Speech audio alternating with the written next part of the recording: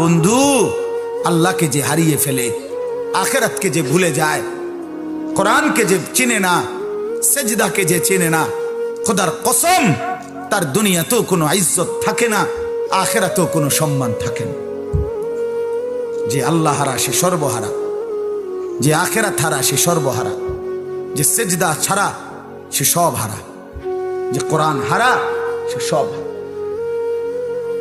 মুসলমান পরিচয় দেওয়ার পরে এই দুই নিয়ামত, আল্লাহর কোরআনের তেলাওয়াত এবং 5 ওয়াক্ত নামাজ, এই দুইটি সম্পদ। দোস্ত আমার, বন্ধু আমার, আমি এই একটা আয়াতে পড়ছি, এটাই বলতেছি এখন, এই দুইটা কথাই এখানে। এই দুইটি নিয়ামত একজন মুসলমান পরিচয় দেওয়ার পর, একজন মুমিন পরিচয় দেওয়ার পর, এই দুইটি নিয়ামত যার মধ্যে নাই, কসম আল্লাহ তার কিচ্ছু নেই,